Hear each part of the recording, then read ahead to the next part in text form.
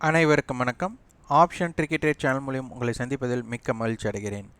நான் உங்கள் சந்தோஷ். நான் செபியில் பதிவு பெற்ற பங்கு ஆலோசகர் கிடையாது. இது பயிற்சிக்கான வீடியோ. எந்த பரிந்துரையும் நாம் வழங்குவது இல்லை. இன்னைக்கு ஜூன் 26ஆம் தேதி சந்தை எப்படி துவங்க வாய்ப்பு அப்படின்னு எஜ்எக்ஸ் நிஃப்டி பார்க்க போகிறோம்.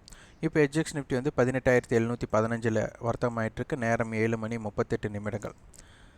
அப்போது மார்க்கெட் வந்து ஒரு ஃப்ளாட் ஓப்பனிங் அப்படிங்கிறதுக்குண்டான அடிப்படை தான் நம்மளுக்கு தெரியுது.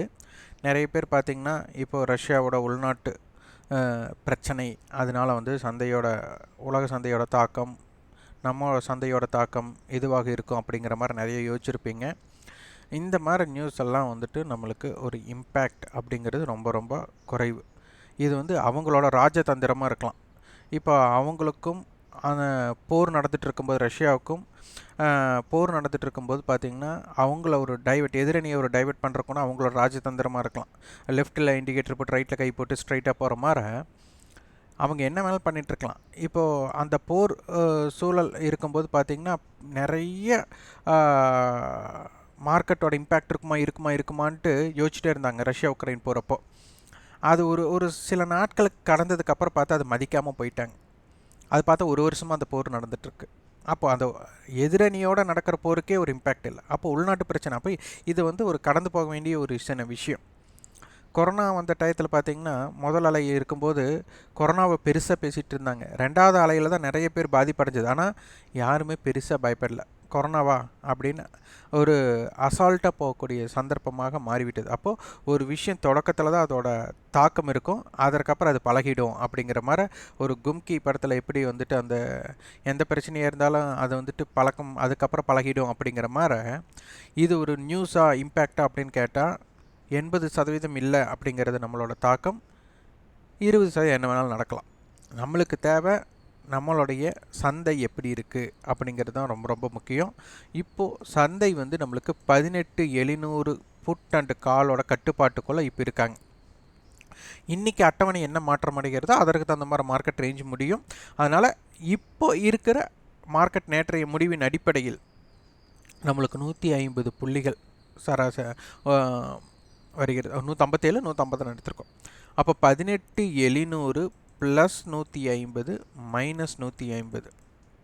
அப்போ 18,550 18,850 சந்தையோட தாக்கம் இருக்க போகிறது. நேற்றைய முடிவின் அடிப்படை. நேற்றைனா எப்போவுமே நேற்று அப்படி நம்ம குறிப்பிட்டோம்னா அதற்கு முந்தைய நாள் என்ன வர்த்தகம், அதாவது அதற்கு முந்தைய வர்த்தக நாள் தான் நம்ம நேற்றைய நாள் அப்படின்னு நம்ம சொல்லுவோம். அப்போது அதனுடைய எல்லைகள் தெரியணும். அப்போ இதற்குள்ளே இருக்கிற ஸ்ட்ரைக்கு தான் உங்களுக்கு ஆக்டிவாக வர்த்தகமாக முடியும். அடுத்தது பேங்க் நிஃப்டி ஆப்ஷன் செயின் போய்ட்டு ஐவி பார்த்துக்கோன்னா இம்ப்ளைடு வாலட்டிலிட்டி இது வந்து ஒரு மிகைப்படுத்தின மதிப்பு அப்படிங்கிறது ரொம்ப ரொம்ப குறைவாக இருக்குது. அதனால் லோயர் வேல்யூம் இருக்கிறதுக்குண்டான வாய்ப்பாக இருக்கும். இல்லை சந்தையில் பார்த்திங்கன்னா ஒரு bit rate and offer rate பார்த்திங்கன்னா எவ்வளவு நேரத்தில் ட்ரேட் நடக்குதுன்னு பார்த்தாலே உங்களுக்கு புரிஞ்சிடும். இது ரொம்ப ரொம்ப உங்களுக்கு குறுகிய காலத்தில் நடக்கிறதுக்கு வாய்ப்பே இருக்காது.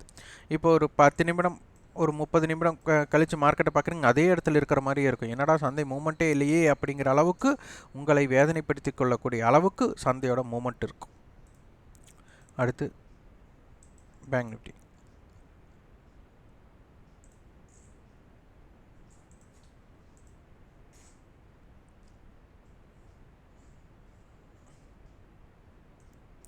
பேங்க் நிஃப்டி பார்த்திங்கன்னா 43,700 புட், 43,600 புட், 43,700 கால் கொடுத்துருக்குறாங்க. அப்போ சந்தை வந்துட்டு இது வந்து ஒரு ஸ்ட்ரேடலுக்கு அருகாமையில், ஆனால் இது ஸ்ட்ரேடல் எடுக்கும்போது இது ஒரு மல்டிபிள் ஹெட்ஜ் தான் நம்ம எடுக்க முடியும். ஸோ இந்த மாதிரி இடத்துல வந்து மார்க்கெட் வந்துட்டு மைனஸ்லேயே இருக்கக்கூடாது. ப்ளஸில் இருந்து அதுக்கு ஒரு மாற்றம் ஏற்படும், மைனஸில் இருந்து அதுக்கு உண்டான இம்பேக்ட் இருக்கும். ஏன்னா புட் ஆப்ஷன்ஸ் வந்து அதிகமான வர்த்தகம் நடைபெற்றிருக்கு.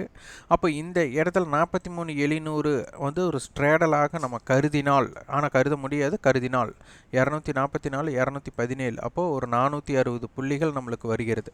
அப்போ 43,700 ப்ளஸ் 460 அப்போ 500 கூட எடுத்துக்கலாம்.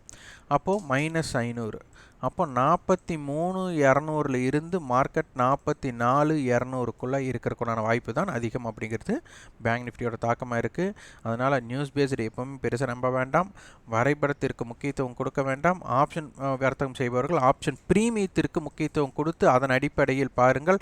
அதனுடைய போட்டியாளர்களையாக எப்படி தேர்ந்தெடுப்பது அப்படிங்கிறதை பார்த்து அதற்கு தகுந்த மாதிரி உங்களோட வியாபார அமைப்பை பயன்படுத்தி கொள்ளுங்கள்.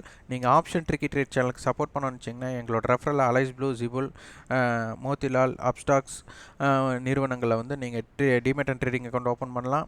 நிறைய பேர் வந்து எனக்கு ஏற்கனவே டிமேட் ட்ரேடிங் அக்கௌண்ட் இருக்குது, என்ன பண்ணுறது அப்படிங்கிற கேட்டிருக்காங்க. நீங்கள் வந்து இது ஒரு வங்கியில் ஒரு சேமிப்பு கணக்கு துவங்குற மாதிரி, நீங்கள் எத்தனை வங்கியில் எத்தனை சேமிப்பு கணக்கு துவங்கலாமோ அதுபோல் இங்கே நீங்கள் ஒரு 5லேருந்து ஒரு 7 நிறுவனங்களில் வந்துட்டு உங்களோட டிமேட் அண்ட் ட்ரேடிங் ஓப்பன் பண்ணிக்கலாம். அதனால் எந்த பிரச்சனையும் கிடையாது. அதனால் நீங்கள் அங்கே வர்த்தகம் பண்ணிகிட்ருக்கீங்க அப்படின்னா அங்கே க்ளோஸ் பண்ணணும், அந்த கணக்கை முடிக்கணும் அப்படிங்கிற அவசியம் இல்லை. நீங்கள் எங்களிடம் கூட டிமேட் அண்ட் ட்ரேடிங் அக்கௌண்ட் துவங்கி அதிலும் கூட நீங்கள் வர்த்தகம் செய்யலாம். இது கட்டாயம் இல்லை, உங்களுடைய விருப்பம். இந்த வீடியோ உங்களுக்கு பயனுள்ளதாக இருந்தால் லைக் பண்ணுங்கள், ஷேர் பண்ணுங்கள், சப்ஸ்கிரைப் பண்ணுங்கள். கண்டிப்பாக உங்களுக்கு ஃபீட்பேக் கமெண்ட் பாக்ஸில் பதிவு பண்ணுங்கள். நன்றி, வணக்கம்.